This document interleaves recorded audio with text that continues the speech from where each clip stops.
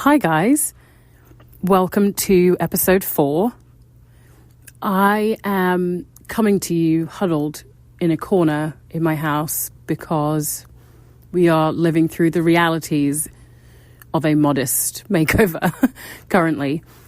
My father-in-law and mother-in-law are in town, and my father-in-law, who has a heart of gold, is currently helping us to relocate a pipe that we discovered unexpectedly and unfortunately in our downstairs bathroom.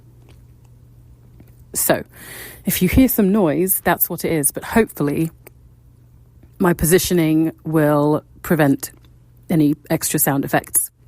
Well, now that that's being said, let's talk about last week's episode. I got some feedback about the last episode that I think was really helpful, and I'm already working on planning some episodes that will go room by room and space by space through modest makeovers. So it also seems like some of you guys enjoyed the guide.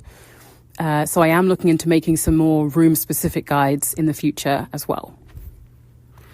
This episode kind of fits into that idea of being room-specific, but it's really more about the story of our modest makeover than it is about how to do a modest bathroom makeover well. I will hopefully, in a few weeks' time, have another bathroom I can walk you through that I can use to detail kind of the steps of doing one. But that's enough about that. Let's get into today's episode. So this is all about the primary bathroom in our house. And when we toured this house, this room genuinely was one of my favorite things about the house. When you walk through the door from the bedroom into the bathroom, on the back wall there is a wall-to-wall double shower. I mean, 2 shower heads, luxury. It's a large kind of subway tile, but longer or larger scale, white tile, just stacked, slightly offset, and then pony walls on both sides and glass at the top. And it just feels spacious and luxurious. So the shower, when we moved in and when we did inspections, the shower worked great, the toilet worked great, but the double vanity in there was this, I think cultured marble is what it's called. And it had 3 drawers in the middle and then 2 wide cupboards, 1 under each sink. The annoying thing about these was the way that they had no shelf in them. So all of the items under the sink were kind of just shoved under there, and it was very hard to organize them. We fairly recently, I think it was about 5 months after moving in that we actually were able to tackle it. So we lived in the space for a while. We also had above the vanity, typical builder grade mirror, you know, the one that takes up the whole wall, and then a very, very standard, again, builder grade light above it. And our house was built, I want to say early 2000. The mirror and the light, they worked fine. They were not aesthetically my style, so to speak, but they were fine to live with. I mean, it's a bathroom. Having a bathroom adds value. So the bathroom and then the bedroom it's connected to, they're really the only places exclusively accessible to me and my husband. So there are no kids allowed, and that's extremely luxurious when you're a parent, if you don't know. And so I really wanted to allow it to feel like a luxurious space. If you remember last week's episode, step 2 of the Modest Makeover is all about research. So that's where I figured out what I liked. I was very much inspired by the Ludlow Hotel and the design of Lind and Almond at Hotel Sanders in Copenhagen. I loved, and I will include some images on the website, I loved the use of polished metal versus brushed metal. I loved the spread faucets. To me, they just have such a nice, timeless feel. And then I liked the kind of Art Deco inspired lighting and the simple shapes used for mirrors. Kind of researching that helped me inform my dream scenario. And in my dream scenario, you know, you have to start big and then kind of break it down. So in my dream scenario, executing the design I like would have meant ripping out the vanity and replacing that with 2 freestanding sinks, probably wall-mounted with gorgeous marble tops, and then having 2 mirrors, one over each sink, and then wall-mounted sconces on either side of each mirror. But because I'd done research, I knew that doing all of those things would be the literal opposite of modest. So ripping out the vanity could have been pricey because I had no idea if the flooring ran all the way underneath it or not. And we don't have the tile on the floor in there. We don't have any extras. So if there wasn't tile underneath the vanity, we would have needed to try to match it or rip everything out and retile. And that would, of course, drastically increase the cost of the project. I also knew that moving the electrical so that we could have those wall-mounted sconces I was talking about, that would require bringing in an electrician and having the electrician cut and patch the wall, and that would also increase the cost of the project. So I tried to find a compromise. I am pretty sure I mentioned this in the last episode, but compromise is a key part of the modest makeover in the research and planning phase and in the shopping phase. So remember, you're starting with this ideal, in a perfect world where money was no object scenario, and then you're kind of distilling it down to the things that really matter and the things that you can actually execute modestly.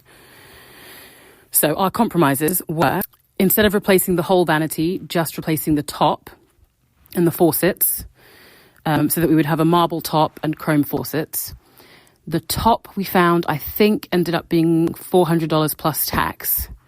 I'm really trying to keep track of numbers for you guys because I think that adds to the credibility of, calling this modest. So the top we found, yes, $400 plus tax on sale from Lowe's. And I measured our existing vanity, and I kid you not, I measured it about 3 times to make sure that the top would fit. The next compromise, instead of replacing the vanity, obviously we got the top and the faucets. The next compromise was to go for one big mirror, but one that wouldn't take up the whole wall like the builder's grade ones do. So I wanted a framed mirror reminiscent of the ones used by Lind & Almond. I ended up finding a really large one in nickel on wayfair.com. I would have preferred chrome, but I think that it either wasn't available or was way pricier, and I didn't want to budge on the price. So, and then I got an Art Deco inspired overhead light rather than the sconces from Lumens, which is also linked in the show notes. Quick tip here, for the mirror, I took the measurements that were online and measured the same width and length out of blue painter's tape. And then I taped it roughly onto the middle of the mirror just to make sure, and that's the existing mirror, just to make sure that the measurements were right and it wasn't too big or too small for the wall. So I did the same thing for the light fixture to make sure that it was the right width for the mirror, and I did the same thing for the taps. Well, I essentially just made sure that the compatibility, the spacing on them would work for the vanity that we were purchasing. Now, before I purchased anything, I had a spreadsheet going with all of the items and what they cost and where they were from. So this really helped me keep track of what we needed, and it also allowed me to have a reference for prices and hence when sales came through. So I had that spreadsheet, I think, for about 4 or 5 months before I actually bought anything. So like I said in the last episode, it doesn't have to be rushed. Taking my time for the prices to get where I wanted them to be allowed me to save overall, which is a key part of me keeping it modest. The final step, of course, is execution. I will let you know how that all went after my thing of the week.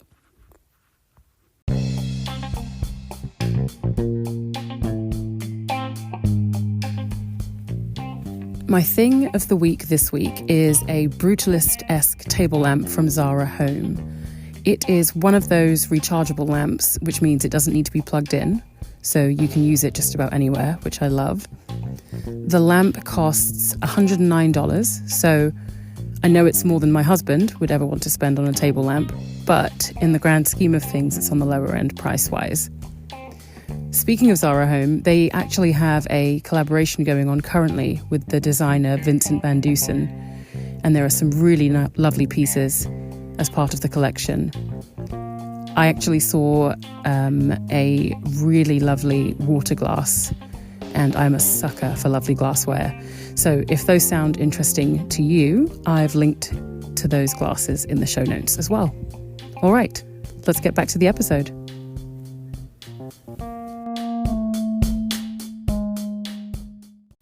Okay, so the modest makeover did not go according to plan.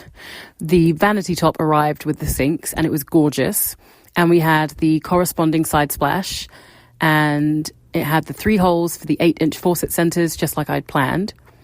And the width was the same as the width of our vanity. So we were a go. And so then my husband disconnected the plumbing and we removed the existing vanity top and its backsplash and its side splash. And we left them all on the side of the road, including the faucets. And then we picked up the very heavy new top and lifted it onto the vanity, and it would not fit. I kid you not, I said, oh, we must just need to shift over a 1/2 inch or 2. You know, just a little bit to the left or a little bit to the right. And unfortunately, I was wrong. I was quite wrong, actually. It was never going to fit. It was literally never going to fit. And this was because even though the vanity top that we had originally and the new one that we had purchased were the same total width, they had a different width between the 2 sinks. So I'd mentioned earlier we had sink and then underneath it a cabinet, and then a sink and underneath it a cabinet, and between the 2 a set of drawers. And the new vanity top did not account for the drawers. So I cannot begin to express fully how devastating this was. I was also just so embarrassed because my husband had literally asked me twice if I had measured correctly, and I had said yes, because I had, but I also had not measured everything correctly. So this step is why I am so adamant about measuring every part of the items that you source before you pull the trigger and actually purchase them. It saves you on money and it saves you on inconvenience, which is well worth it in my book. So how did we fix it? Obviously, once this happened, I knew that I was back to square one. So we either needed a new vanity entirely, or we needed a new vanity top, or we needed to put the old one back on. And of course, I was thinking, no going back. Like, that thing is out there on the side of the road. Let's leave it there. Now I actually know the correct distance I need in between the sinks for a vanity top to work. So I will just find a different vanity top. So I went back to the same website, which I think I mentioned earlier, that was Lowe's. And I actually noticed that they don't always include that measurement, which is why I had assumed that they were all the same width, which was wrong. So then I went to Wayfair. There are some people who have really strong opinions about Wayfair. It's not my favorite place to shop, but there are some things I'm willing to get from there. Anyway, I found a new vanity top that had the correct width between sinks. I found it on Wayfair, and it was about $300 to $400 more for the top alone. And my original budget for our modest upgrade had been around $1,000. So this would have increased my budget by about $300 or $400. Thankfully, my husband had also started looking, and he was actually considering whole vanities, not just a vanity top, which I hadn't been considering. So, as he was looking, we discovered that because of a sale, remember to wait for sales, because of a sale that Home Depot was running, we could actually get a whole vanity for basically the cost of the vanity top I'd found. And even though it was more than I had originally planned to spend, and even though we ran the risk of there being no tile under the existing vanity, which would be a problem of its own, it did also mean that we would have the chance to have a nicer vanity and actually have shelves in the vanity so we could better use the space in there. So we ordered a vanity, and then we had to wait a week or 2 weeks for it to arrive. And during that waiting period, we did not rehook up the vanity top and plumbing. We just relied very heavily on our guest bathroom. So once the vanity arrived, we triple checked the size of it, and then we ripped out the rest of the existing vanity. Are you ready for this? Remember the tile in our bathroom? Yes, it did not run all the way under the vanity. There was no tile under the vanity. Yep, no tile under the vanity.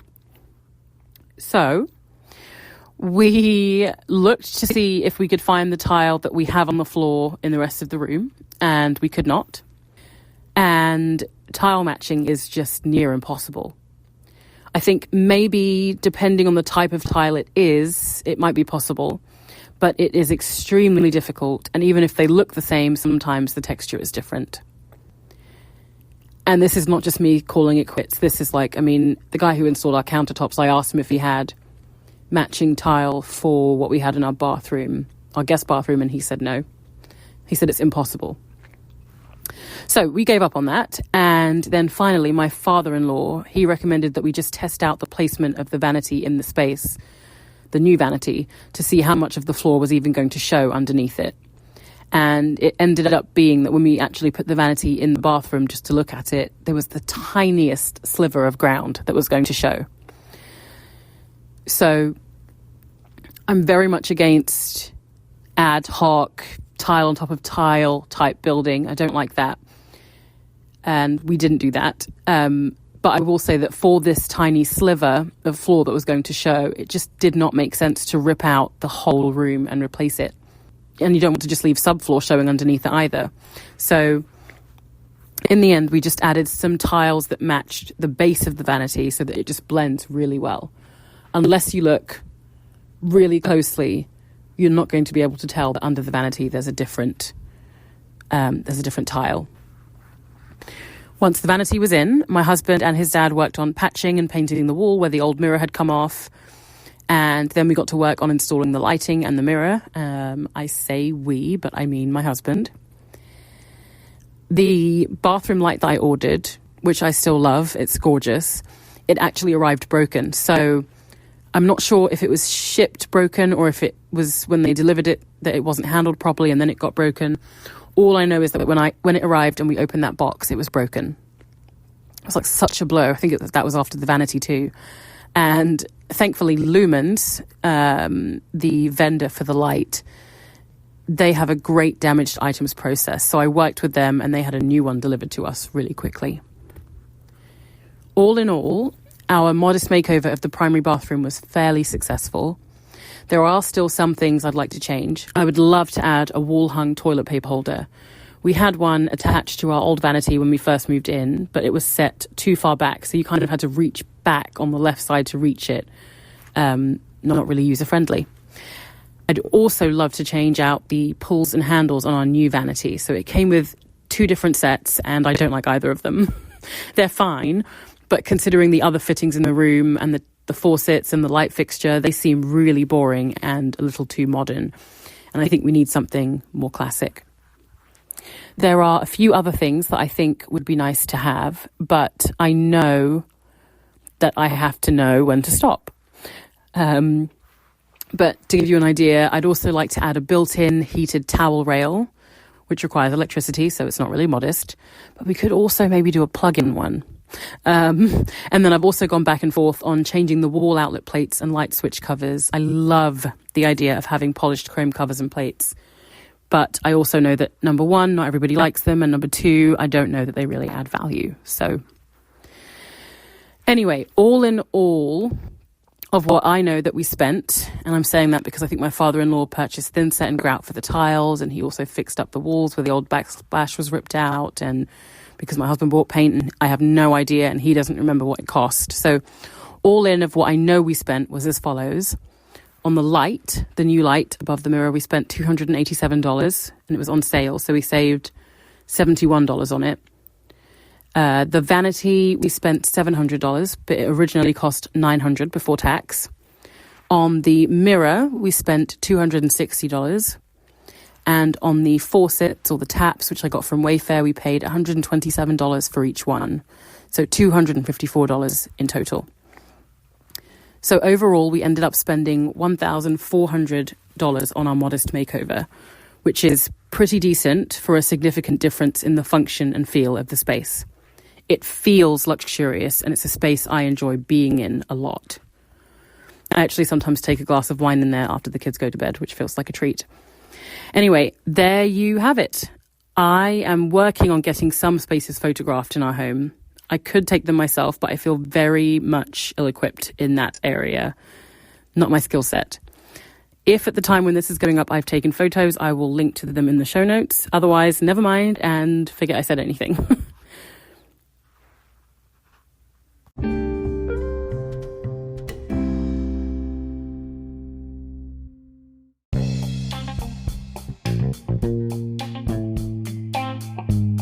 Thanks for joining me on today's episode. I hope, having heard about our bathroom, you can avoid some of my mistakes, or at least kind of go in with eyes open, knowing what to plan and prep for. As far as this goes, part of the challenge when you're planning this is the faith that all the different items will work together. It doesn't have to be a blind faith. I often screenshot elements and just paste them in a PowerPoint or a Google slide so that I can see roughly how they all look together. I highly recommend doing that. All right, well, that is today's episode. In the next episode, I have the absolute pleasure of interviewing Hannah Otto, the DIY blogger extraordinaire behind the Otto House. I am so excited that she said yes to me interviewing her. And if you don't know her, go ahead and look her up. Hannah is extremely humble, hardworking, and very knowledgeable. So I know it's going to be a great episode.